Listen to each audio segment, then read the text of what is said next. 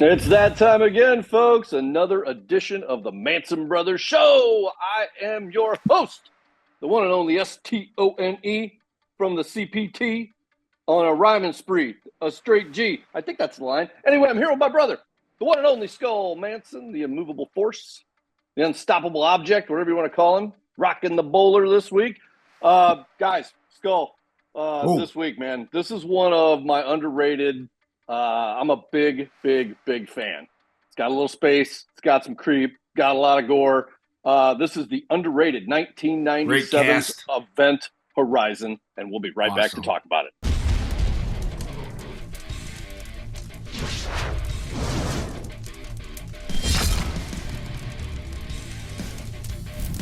And we're back. It's another week of the Manson Brothers Show, and we are talking this week. We're going to jump right in about 1997's Event Horizon. This movie, in my estimation, is dramatically underrated when it comes to horror films. And I think part of that is it's kind of sci-fi, it's kind of horror, it doesn't really have an exact genre. Kick us off, man. Let's talk. Where do we start? Well, I think for people who watch this show, I think know this movie. But in case you haven't seen it, before you watch us, go watch the film. And then come back, because we're going to give some stuff away. And this is a movie that if you haven't seen it, you don't want to give it away. But I think our audience is probably familiar with this. Yes. This movie is, I think, what happened with this thing and why it's not more widely known as a horror movie, even in the realm of sci-fi horror.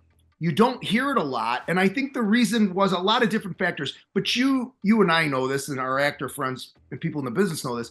Sometimes a movie comes out, and it's just the wrong time. Yeah. Right? So this thing came out in 1997, I believe. This was released. Yep. And my guess is that when it came out by the critics didn't like it. I mean, they never liked it. That's the first thing. But I also think the studio kind of dumped it. Didn't put a lot into, like getting the word out about it, the marketing, Yeah, the marketing was probably poor. You're right. I didn't see it in the theater. I remember watching it on DVD or something some years later. Like I know you saw it and you're like, oh man, you gotta see this movie. I remember seeing Siskel and Ebert blasted, many years back when people cared what they thought. Yeah. And that was back when every movie was rated on the same criteria, right? And which is a bunch of crap, because not everybody sets out to make, Schindler's List, Amadeus, right? Or whatever, right? Yeah, exactly. But when I did watch this movie, oh my God, man, it was like I'll tell you. The first thing I like to note is it's got an absolutely stellar cast. Totally.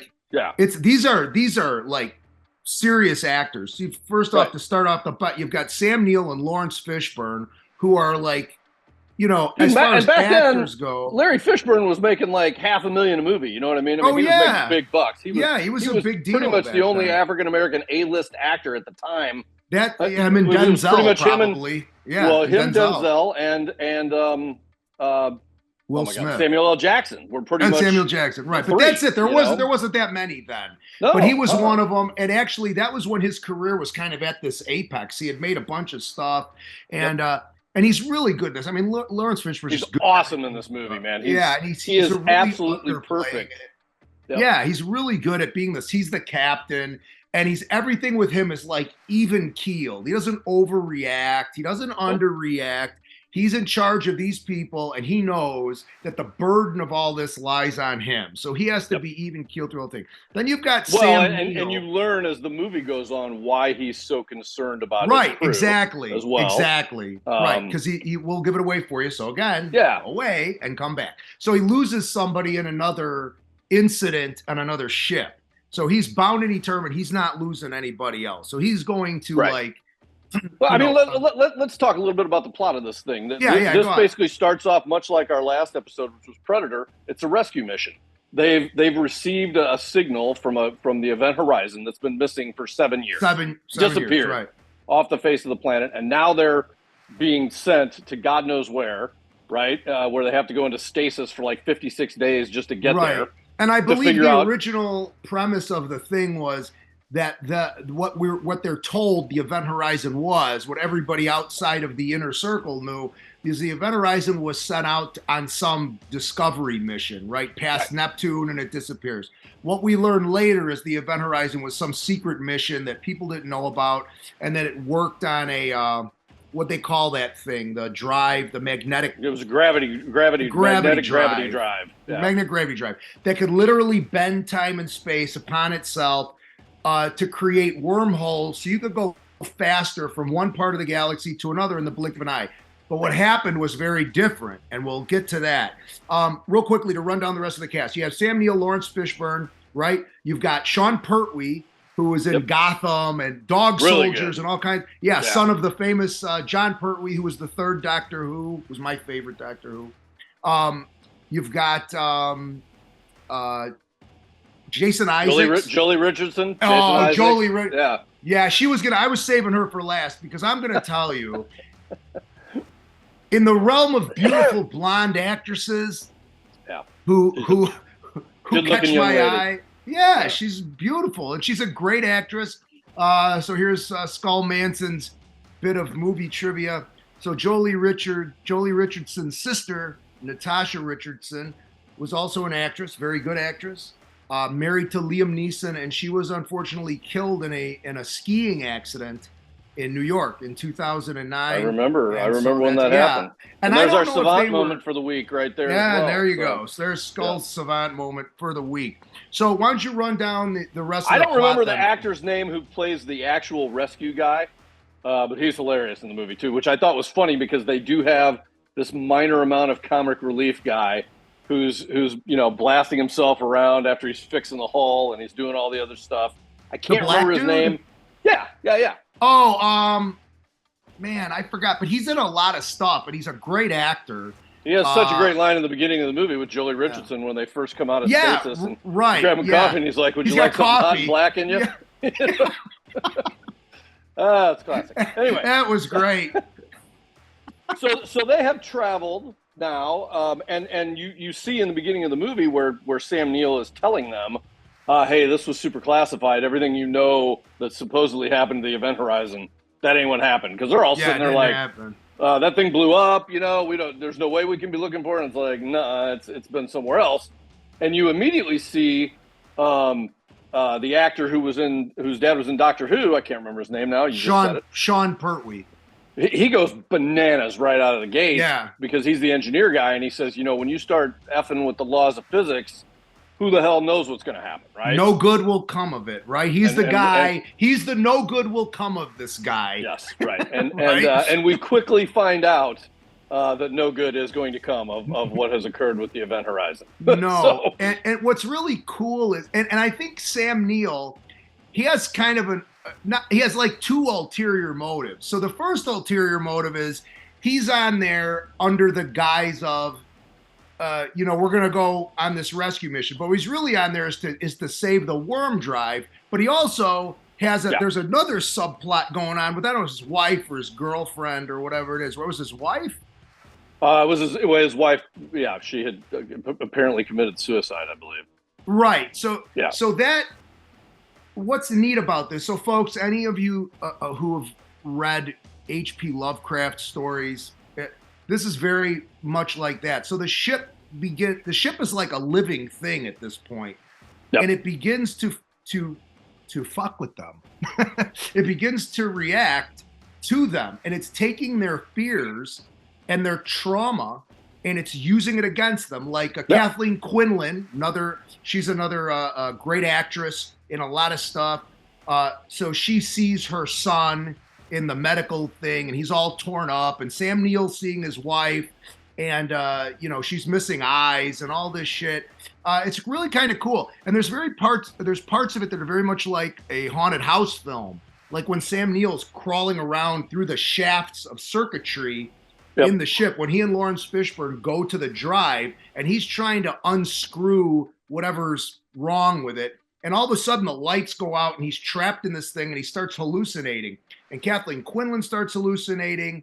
And I think that's one of the really interesting things about this film is that most of the time you've got this like hierarchy of characters where whatever bad thing starts introducing itself to the lowest one, and then the next one up the ladder. Yeah, This but thing, not in this like, one. No, like Larry Fishburne's seeing shit right out of the gate, right? Like he believes it just as much as anybody, to the point where he's like, this is no hallucination. I smelled it. I saw it. I felt the heat.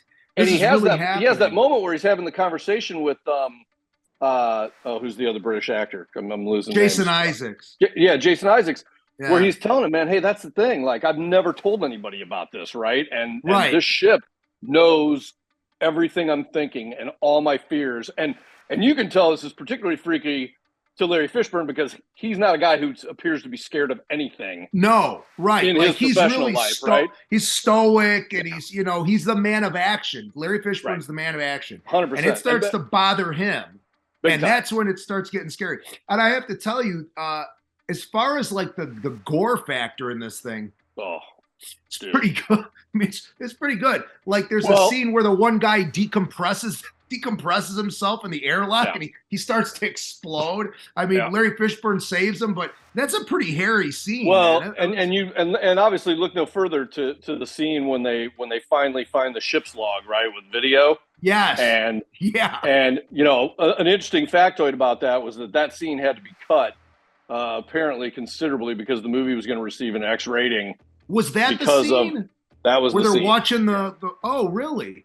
Well, they're watching the video. I'd like to know, has anybody seen that footage out there? And if you I don't think it exists any longer. Oh, you don't think it exists? Man, if anybody knows any more stories behind that, I'd love to hear it, because what you do get to see is, like, I mean, it's nothing but sodomy and God knows what else is going on. And then at some point in time, the dude's got his own eyeballs in his hands, right? Yeah, he's like... which is a really kind of interesting recurring theme about this film. As you go along, Dr. Weir loses his eyeballs as he gets further. And I think the implication is, and you hear it from the guy who's in the airlock, like, you can't get me to go back there. You can't unsee any of these things that it shows you, right? Because like, let's go back a little bit on that. So the guy that was in the airlock, he was the guy that originally found the magnetic drive, right? The gravity drive. Yeah. And he sticks his hand in it, and he gets sucked into it. Right. And then summarily kind of blown back out. And it's for a split second. He gets brought back out, you know, very quickly. And he goes into like a comatose. He like goes into a coma because it screwed him up so much. And then he's acting kind of weird, like he doesn't remember pushing the button on the airlock and all that. No. And it's really very scary, and it's really very cool. That's the other thing about this movie. And I've seen this movie multiple times, and to me, it never gets less creepy every time I watch it. I know we use the term creepy a lot on this show, but this movie just had this like foreboding sense of just like overall doom, right? Like you're trapped in a ship. And I don't know who the director was. And the ship doesn't want you to leave. Yeah, I think the director was Paul Anderson. I believe he's so. a really good director. And he creates these scenes where there'll be one person in a room, right? And there's really nothing going on. But the way that he shoots it and the way that he directs it and the lighting and everything, it's super creepy. I mean, it really puts you on the edge of your seat where you're like, oh boy, oh boy, oh boy. I think the other part about that is he does a really good job of, for such a big ship, you notice how large it is when they're coming to it. All of the rooms are really compact. You know, there's not a big it's very open space anyway. Extremely claustrophobic. If it wasn't claustrophobic enough, being in outer space in a big can, all these rooms are really little, small compartments. And so it's kind of interesting because in a lot of ways, this mirrors Aliens in a sense. Kind of. You know, Dr. Weir is kind of the Paul Reiser character, and I think we've now mentioned Paul Reiser 3 times. In the last few shows. Yeah. But he's the guy. Maybe we need a Paul Reiser button. I think we do need one to go along with the old Tom Atkins bell. Yeah. I'm sorry I don't have the bell mid ring. Ding ding. Yeah. But he's the guy who's there, you know, under the auspices of because he knows what's going on and he knows the ship to try to help. But as you mentioned, the reality of it is he wants that gravity drive back. I think he actually wants to see where the thing has been. I think he wants to go back. Yeah, I do too. He's created. Yeah, he doesn't say that, but I always think that that's his underlying thing is he wants to know where that thing went when it created the wormhole. And I'd be interested but to my hear thing is from the viewers. And by the way, while we're at it, let's give a shout out to a couple of the viewers. We've got some regular commenters, by the way, that come on and watch the show every week and comment. And you guys make sure we get them all. Totally. I'm trying to swear less this year, but you guys are totally fucking awesome, man. It's so great to hear from everybody every week. You want to throw one out? Yeah, I got one. This person's kind of new. Dark Hymns from the Cold North. At Dark Hymns from the Cold North, put Great a really name. cool, awesome a name. really cool comment on that, and a really cool story about when they were young and their mom let them watch Predator. And Predator. Yeah, it was cool, man. So I wanted to shout that person out. I'm going to throw a shout out to my boy, a Fixer with 3 X's. I assume. I know what that Fixer, means. Man, he always comments and always the guy with the best moniker, which is My Cunning Linguist. He's definitely one of my faves, and always has a great. I have at Just a Nurse 5646. I think it's just a Merce. Actually, you might want to look at that a little bit closer. It is just a Merce. I'm sorry, just yep. a Merce. I'm sorry, I have dyslexia. Just a Merce 5646. Told a great story about they have a tradition about watching Predator on Christmas. I thought that was really cool. Absolutely, man. Yeah, even when they're apart, that's really neat. If you haven't heard your name yet, you absolutely will. And again, we want to thank each and every one of you. Keep them coming. So cool. Keep them coming. Please. Keep them even coming. If you're going to criticize us, it's okay. We got thick skin. We're all right. Absolutely. Yes. How come your jacket looks blacker than my jacket? I think it's the good lighting I have here in my spot. I probably take care of my stuff better than you do too. But that's probably true. That's a whole nother thing. So, continuing with Event Horizon, as we continue down the path of the Event Horizon, Dr. Weir is now becoming more and more protective of the ship. He's not only alluding to the fact that you're never going to get off the ship, but he's basically saying, guess what, guys? You're the ship's crew now, and where we're going, it ain't good. I particularly love the comment where Lawrence Fishburne says to him, like basically we're going to hell. And he's like, listen, man, hell's just a word. Like that, what you're about to see, there's nothing that can be used to describe it, right? Basically, like he's making it sound a million times worse than hell. And they describe it as a place of pure chaos and evil. Yeah. Yeah, and what's cool is he begins this sort of slow, I don't want to call it transformation, but where he's sitting in, I don't know if that's the captain's chair or whatever he's sitting in, he's kind of zoned out. He looks super evil, and then in the next scene he'll be like his normal self, being defensive. Yes. So I wasn't exactly sure if he was under his own control during those moments, or he was under the control of the ship, who they've determined can screw with your head. Yeah, I think it's under the control of the ship, although I do believe that there's part of him that, because he created the ship, that stuff anyway, wants to do it also. But you see other people throughout the movie kind of come in and out of the trance-like state when their thoughts are being, the guy with the airlock, Kathleen Quinlan. There's a bunch of it. He's very much a Dr. Frankenstein. Like, he created this thing, and at one point Lawrence Fishburne says, we're going to destroy this thing and get out of here. And he's like, oh no, he does not want that destroyed. He's like, you can't do that. You can't do that. Right. That's his creation, and he's going to protect it. Which it's a classic character, but he plays it really well. And there's some points where I was. That's a great line, by the way, where Lawrence Fishburne tells him, I'm going to take us out to a safe enough distance. Yeah. And when we get to that distance, I'm going to launch missiles at this thing until I'm satisfied it is nothing more than particles, basically. Right. Right. And that's what Dr. Weir's like, Yeah, it's a great scene, and and the effects in this are really cool. They're not cheap looking.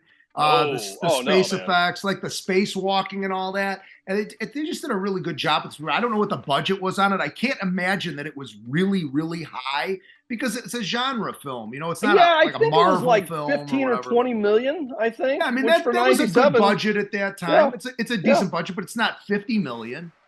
No. So I mean, they did a good job with what they had, and I think really a lot enjoyed the part where the guy that he didn't save comes back and he's in the flame state, right? And you see it's cool, and it's creepy and hairy. And let's grab our viewer email from this week. Okay, let's cool. See what they have to say. So, right over here. This week we have got Mark from Tampa area, Florida. Wesley Chapel, is that it? Weston. There is a Wesley. There's a Wesley Chapel. Yeah. Well, that's where he says he's from. All right. I think Batista lives over there. Really? I think so. A lot of guys live in Tampa, dude. That was like where everybody lived back in the day, man. When Hogan was living there with, Uncle Gustavo was in a restaurant down there, and he said Batista came in there. Although Uncle Gustavo was probably. Yeah, I was gonna say it could have been anybody walked in the door with he saw. I'd shout out to my Greek folks down in Tarpon Springs around that area. Got to make a trip. Oh yeah, the big sponge diving. Yeah, Amen. Sponge diving. Amen. Also hang out of. All right, go ahead. What's the question? Mark's email. Mark says, "Can you guys think of another?" Well, by the way, it says great show, love it. Event Horizon, one of my favorite movies of all time. Can you think of another movie similar to Event Horizon? That's a great question, Mark. I was actually going to pose that question to the viewers. So why don't we make this like a group effort? You guys are going to need to write in this week and tell us if you can think of anything that's like Event Horizon. Bro, what do you think, man? I mean, there's movies that are horror movies that take place in space, but I'm not sure if they have this sort of, it's almost like a spiritual thing with hell and, they weave it in, and I'm not really sure. Yeah, usually it's like they go to another planet where the planet is, it's aggressive and has all these monsters in it, but this they're like actually go to hell. That's the... Yeah. So unless I'm wrong, I mean, that's what they infer. No. We did, we did Galaxy of Terror many, many shows ago. And that has a similar tone in the sense that it like shows you your fears and that's what kind of takes you out. But this movie's not that. This movie's just like, it kind of shows you the most effed up parts of your life, and then you're going to a part that's way more effed up. That's worse. Like it's almost like it's prepping you. Like, there's no doubt about it. What's cool about this movie? Like, you thought this was bad? Yeah, just wait. JW, just wait. Right. What's cool about it is it makes no bones about it from the beginning. It tells you what's going to happen, and there's no deviation from it. It's not like they let the cat out of the bag at some point. But in spite of the fact that they tell you all that, it's still awesome to watch. It's a really It is, and I'll tell you what's funny about it too is like I don't look at this as a sci-fi horror movie. To me, this is just a horror movie. It's a horror movie. It happens to be in space on a spaceship. Right. Yeah. There's no lasers. There's no, you don't see a bunch of stuff like that. There's some, they walk around in space a little bit. They're fixing the hull, but effectively, it's just a horror movie that just happens to take place. It just happens to be on two ships. Right. It's much like Leprechaun 5, Leprechaun in Space. It's a lot like that. I would go with. Leprechaun 5. That's where you're going with this? Hey, what can I say? Folks, we're getting to the bottom of the barrel here. Just telling you. But back to the viewers, guys, right in. Invoking Leprechaun 5. Yeah, well, hey, I'm reaching, dude. I'm reaching. By the way, in 2 months we'll be covering Leprechaun 5 when we Who wants us to do Leprechaun 5? Write us in and tell us. Oh, God. Well, anyway, folks. Write in and tell us what you think, if there's movies that are close. Also, give us some ideas for upcoming movies. I know a lot of you have. Yeah. This actually was a suggestion from somebody. I don't remember who. Somebody suggested this to us on the website. So we did it. And a great suggestion. Mark from Tampa, I hope that kind of answered your question. I don't know if I know. I honestly don't think there is another movie like this. I think it's extremely I don't either. Unique film. Very well done. I would highly suggest if you haven't seen it. I think it's so underrated too. Yeah. It's really And I will tell you what, I would suggest you give it a rewatch even if you have seen it, if it's been a while, because not only does it still hold up, there's something new I find in this movie every single time I watch it, and I've seen it, bunches of times. So yeah, me too. And I really enjoy it. But anyway, you guys can please subscribe to the channel, hit like. Please comment, drop us a line. We love interacting with you guys. Visit us at MansonBrothers.com. Yeah, go to MansonBrothers.com. We got T-shirts, pictures. We'll autograph them, send them out to you at some point in time. We're kind of slow, but we do it. We do it. My brother. So MansonBrothers.com. You can get our Blu-ray for the Manson Brothers Midnight Zombie Massacre and DVDs at Amazon.com under the same name. And go to Manson Brothers for upcoming information. We will update regularly. We got some stuff coming up. Nope. Do anything else to add on Event Horizon? No, just that I think it's a really, again, I've said it a few times now, but I'll say it again. It's a super underrated film, and you should watch it. If you're a horror fan and you haven't seen it, you should watch it. And if you have seen it, you should go back and watch it again because it's worth your time. Yeah, we go into some of our films where it's kind of like we look for the good points, we talk about the bad points. We generally. I'm not sure this one has bad points. I don't have anything bad to say about this one at all. It's a 100% suggestion. Unlike Leprechaun 5. You haven't heard me talk about Leprechaun 5 yet. That's why! A lot of key points to make. On that note, kids, it's been a great week. Thank you so much again for tuning in. Keep coming back, checking out the Air on the Head channel, and most importantly, the Manson Brothers Show. And until next week, bro, take us home. We'll see you later, shitty pants.